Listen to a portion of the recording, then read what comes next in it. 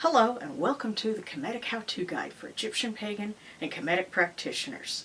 I'm your host Sharon, and we are starting our 16th year of the Kemetic How-to Guide. So congratulations to us.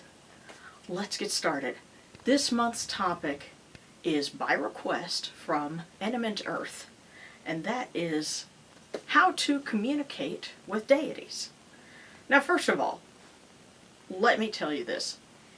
If that were easy to do, then you probably wouldn't have so many people running around claiming to be speaking for the deity of their choice, and there wouldn't be so many people buying into crazy stuff that is said in the name of deity of your choice. So that's not, it's not as simple as you might be thinking or even hoping. And another reason is the older we get, the more layers, the more filters we put over our psychic ears.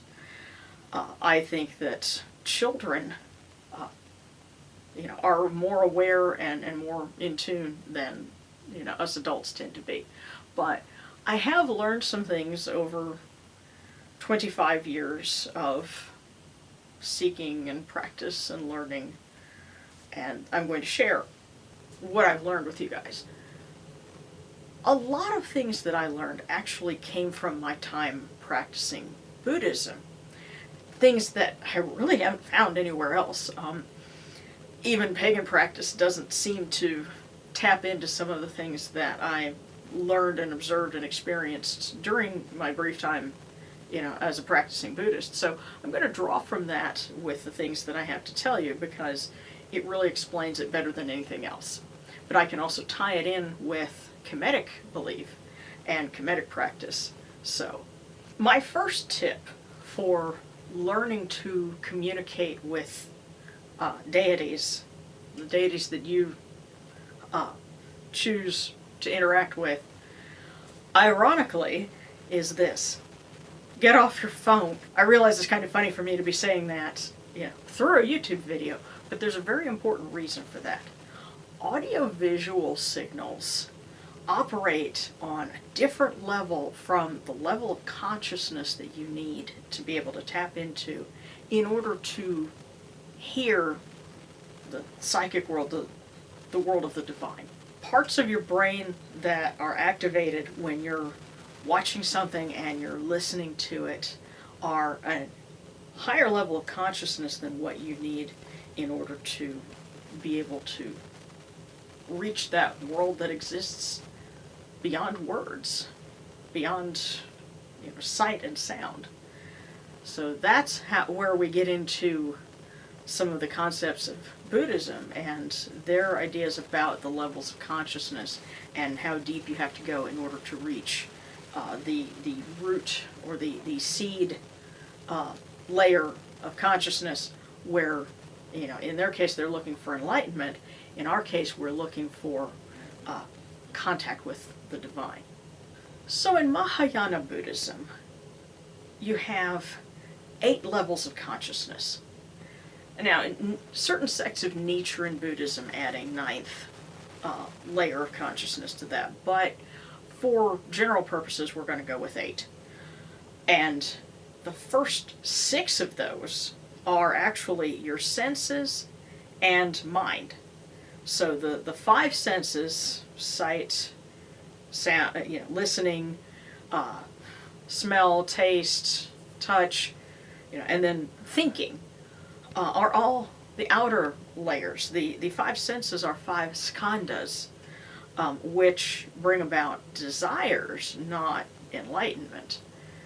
And so collectively, those are like the outer layer of, and think of it as the layers of the earth. It's outer layers of a sphere, and you go deeper in, and that there are other ways that it's been illustrated in classical Buddhist treatises, but the important part is that your senses are the outer levels. That is why I say get off the phone. YouTube exists on the audiovisual level. It exists in the level of the skandhas. It does not exist at the deeper levels that we need to get to in order to reach, a purer state. Think about it. All of cyberspace exists within the world of the skandhas. So think about that as you're, trying to, seek enlightenment on the internet. There's another layer that is, in Buddhist thinking, it's like false enlightenment, or it's you're not quite there yet. But the deepest layer of consciousness is the alaya consciousness, which is sometimes called the seed consciousness. And again, certain Nichiren Buddhist sects, the Nichiren Shoshu and SGI, they add a ninth, which is enlightenment. Others, presumably have enlightenment within that. But the alaya consciousness is the one that you're after if you want to, again, become more aware or seek enlightenment, or in our case, be open to communication with the divine. As a matter of fact, you could think of that alaya consciousness, since that is the root of everything. It is the root of causation. It's both delusion and enlightenment. It kind of corresponds to the concept of Nun in Egyptian thinking. Nun being, the primordial ocean, but everything. It contains the potentiality of everything, both good and bad. That unending, primeval source, that's what Ra emerged out of at the beginning, or one of the other creator deities, depending on, which creation account you're going with. But that kind of corresponds, in a way with the idea of the alaya consciousness. So that's why we want to try and train ourselves to be able to tap into that deeper level, which is something that in the physical world you can only do in fleeting moments. That's why Buddhists practice meditation. And that's why, really, if you think about it, a lot of other religious traditions that have ecstatic states, or meditation, or things like that. Think of the Sufi sects in Islam. They're trying to achieve union with God, but how are they doing it? Through chants and through the dervish dances and things like that. It's very similar. I talk about meditation and techniques of meditation a little bit in another video, which I will give a link to. Check at the end of this video and you should be able to hop right to it.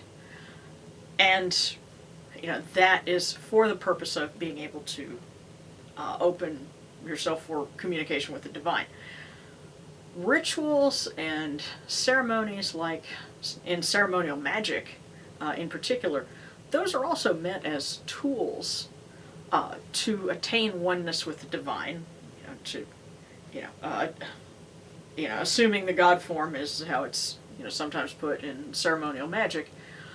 But for these kinds of rituals and techniques to work, you have to reach a point where you're not aware that you're reading from a script. You have to get to a point where you're deeper than the meaning of the words.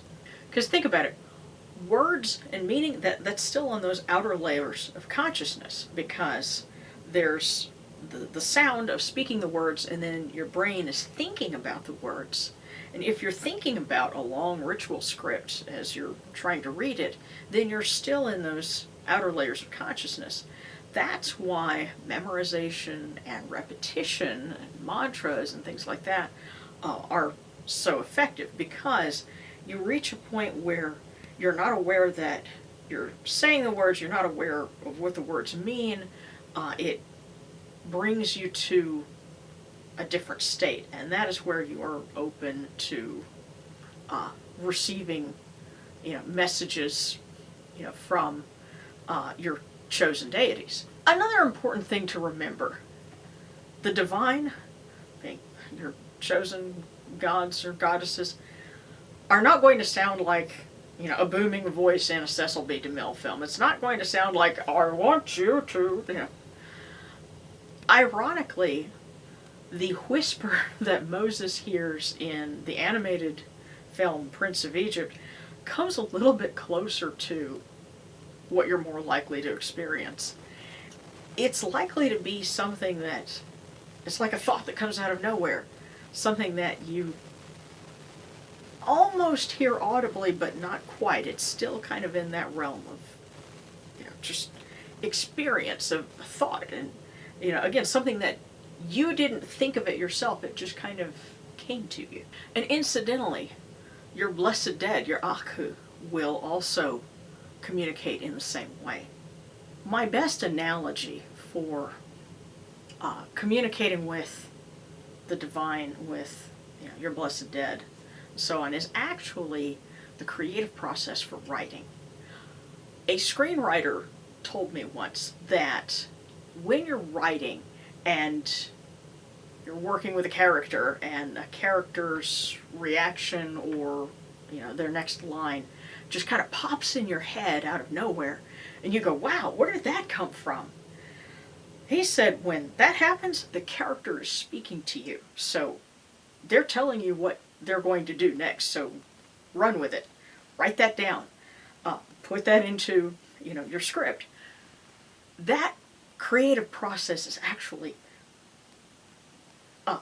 sibling to the process of communicating with the realm of spirit, the realm of the divine. And you might ask, well, what does imagination and make-believe, creative writing, what does that have to do with spiritual practice? The answer? Everything. Whether you call it the Alaya consciousness, the Akashic record, the Jungian collective unconscious, it's all the same thing.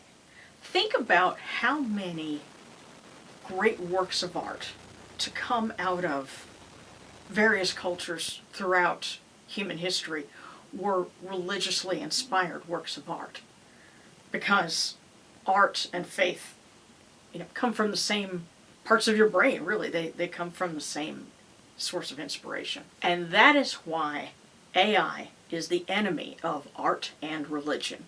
Because how are you going to develop your own intuition, your own ability to see and to feel and to experience if you're relying on a computer to get it? Now, I realize that some of my viewers may be struggling with intrusive thoughts because of anxiety or some other, psychological issue.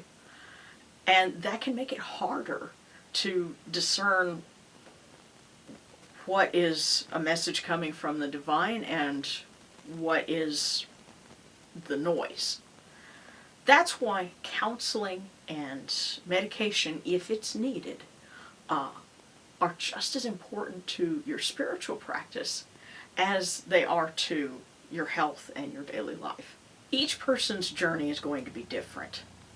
One thing that all of us have to learn, though, is patience and to go easy on ourselves. Because learning to be receptive to what our gods have to tell us is a lifelong process. And you're not going to get it all at once. So use these tools, use the insights that I've shared with you, and remember to unplug, and you will be better for it. Keep nurturing your own practice, be patient, and eventually the gods will reach you and tell you what you need to know. If you've enjoyed this video, remember to hit that like button and subscribe if you haven't already. And also, I want to give a big shout out and a happy dance to all of my folks who've given us super stickers, because you guys are awesome. You support the work that we do here. Thank you so much. And you are helping us to start off a new year on a really great note, so thank you. Don't forget, you can join us on Patreon, and see this and other episodes ahead of everybody else and get lots of cool updates and outtakes and exclusive features. So become one of our Patreon peeps. And also, if you like reading science fiction, that's another thing that I do, I just started a Substack. So I'll include the link for that. That's to support my novels. And you'll be able to read chapters of the novel if you join as a paid subscriber. And it's a great way to sample it and see if that's something that you want to read more of. And you can also read essays where I talk about why I'm writing these books and a little of the inspiration and the process and how it connects to things going on in the world today. Next month, we've got a great topic planned. We're going to delve into the real gods' wives of ancient Egypt. So please join us for that next month. In the meantime, this is Sharon wishing you Synecdoche. Enjoyed this video? Then be sure to hit like and subscribe to the Kemetic Independent channel. You can also buy my books on Lulu.com, and special thanks to all my Patreon supporters. Join us for updates, outtakes, and exclusive videos only on Patreon. Check the description for links.